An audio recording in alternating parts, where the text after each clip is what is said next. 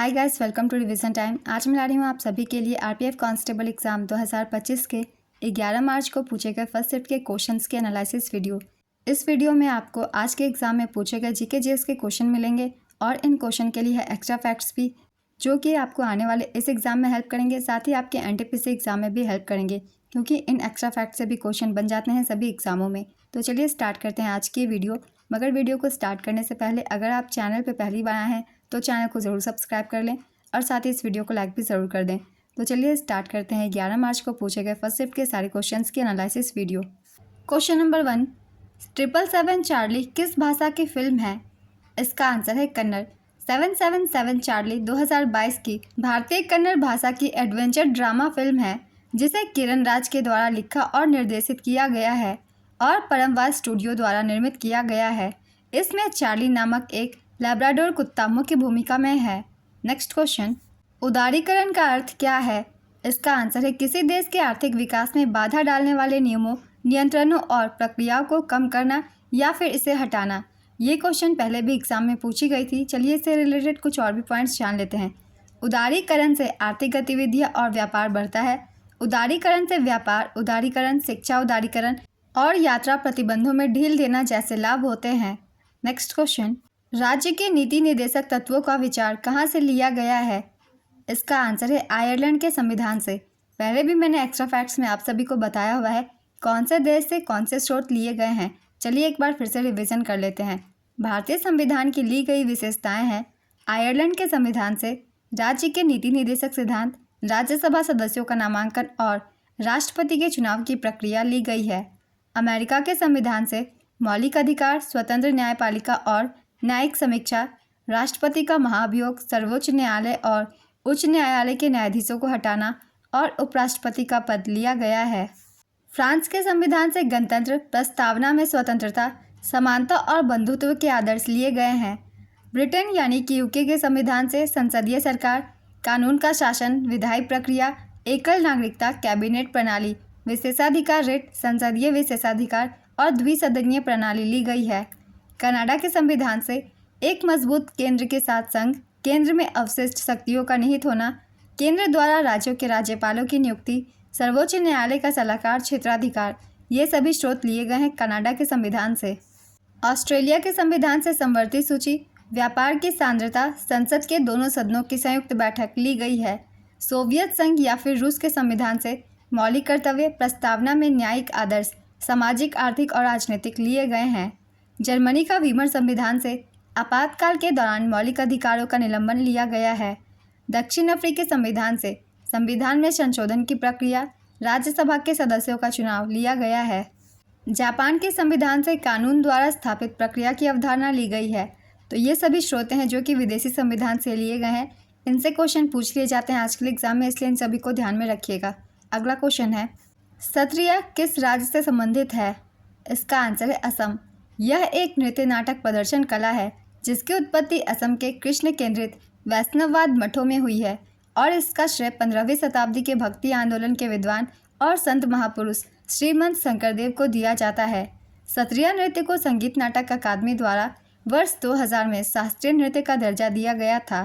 Next question, 1857 के विद्रोह में फर्रुखाबाद का नेतृत्व किसने किया था? इसका आंसर है तुफजल हसन खान। 1857 की क्रांति से हर जगह के नेतृत्वकर्ता के क्वेश्चन पूछे जाने एग्जाम्स में। तो चलिए एक बार कुछ इंपॉर्टेंट जगह की हम लोग रिवीजन कर लेते हैं। इन जगहों पर किसने नेतृत्व किया था? बहुत ही इंपॉर्टेंट टॉपिक है, क्योंकि इस टॉपिक से हर दिन एक नए क्वेश्चन पूछे ही जा रहे हैं, इसलिए बहुत ही ध्यान से आप सब सुनिएगा। 1857 के विद्रोह में फर्रुखाबाद का नेतृत्व तुफजल हसन खान ने किया था। लखनऊ का नेतृत्व बेगम हजरत महल ने किया था। बिजनौर का नेतृत्व मोहम्मद खान ने किया था।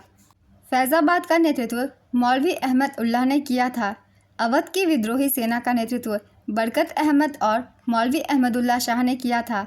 मौलवी अहमदुल्ला शाह को अवध क्षेत्र में विद्रोह के प्रकाश स्तंभ के रूप में भी जाना जाता है। वे 22वें इन्फेंट्री रेजिमेंट के अंतर्गत आते थे। इलाहाबाद और बनारस का नेतृत्व मौलवी लियाकत अली ने किया था।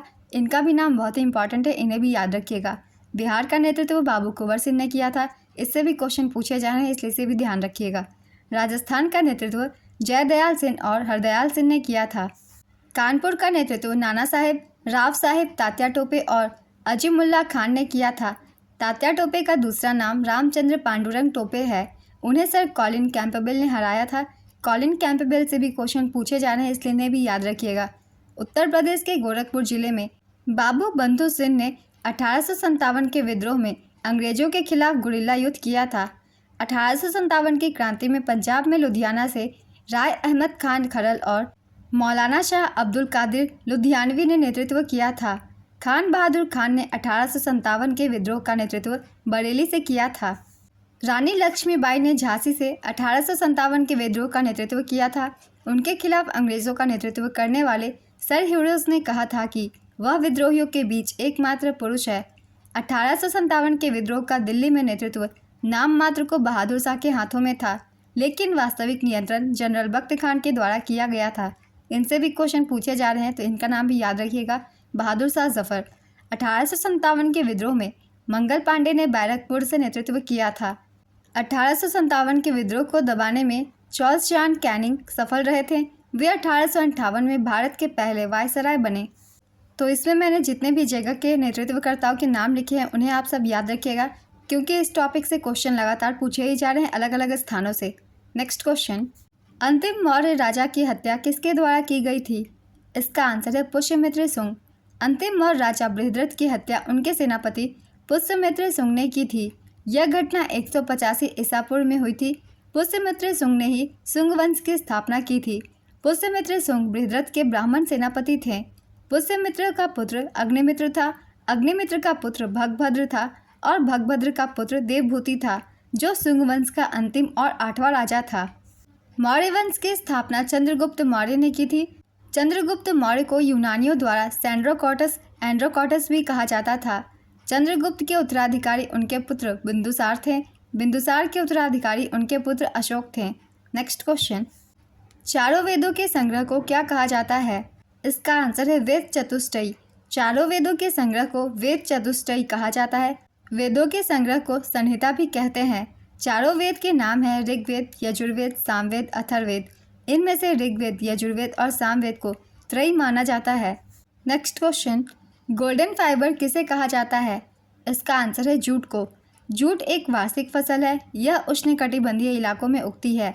जूट उत्पादन में भारत दुनिया में सबसे बड़ा देश है। भारत में जूट की खेती मुख्य रूप से पश्चिम बंगाल, असम, उड़ीसा, बिहार, उत्तर प्रदेश, त्रिपुरा और मेघालय में होती है।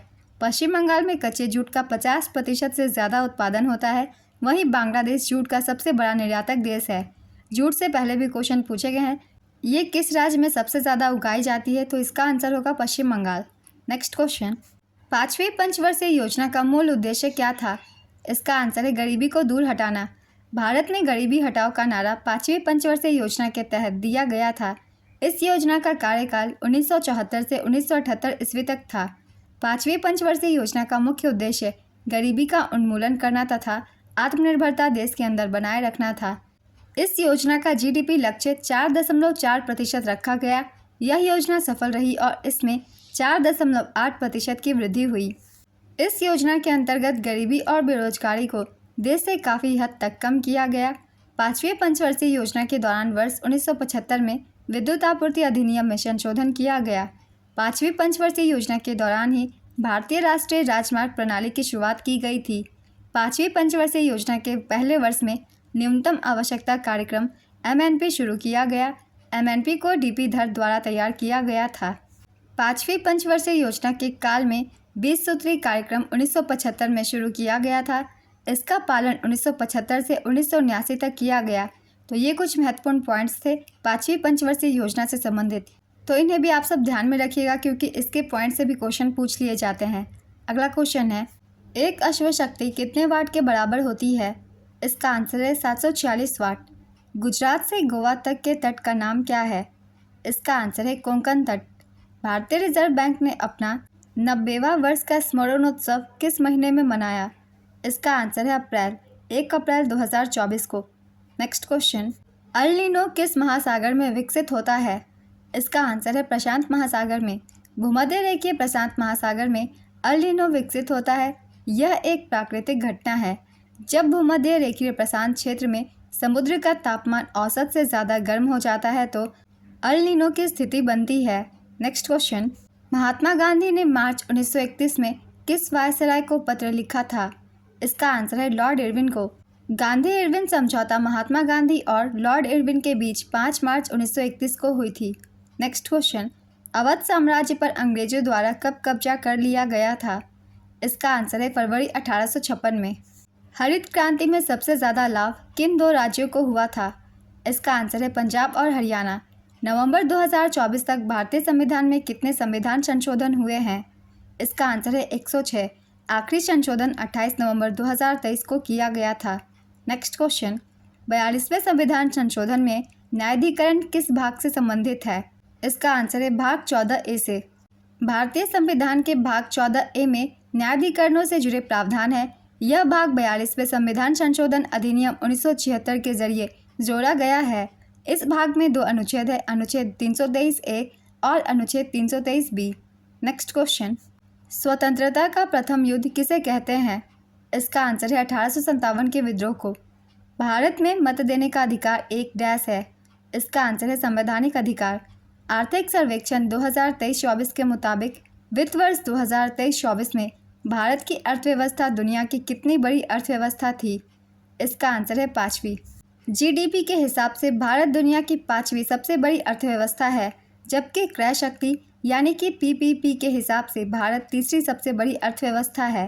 नेक्स्ट क्वेश्चन, भारतीय शास्त्रीय संगीत में कितने स्वरों को मान्यता दिया गया है? इसका आंसर है 7 स्वरों को। हॉर्नबिल महोत्सव किस राज्य में मनाया जाता है?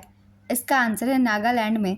हॉर्नबिल महोत्सव हर साल 1 से 10 दिसंबर के बीच नागालैंड में मनाया जाता है। इसे त्योहारों का त्यौहार भी कहा जाता है। यह त्यौहार नागा जनजाति की समृद्ध संस्कृति को दिखाता है और नागा लोगों को अपनी पारंपरिक कलाओं को प्रदर्शित करने का मौका देता है। इस त्यौहार में नागालैंड की सभी जनजातियां हिस्सा लेती है।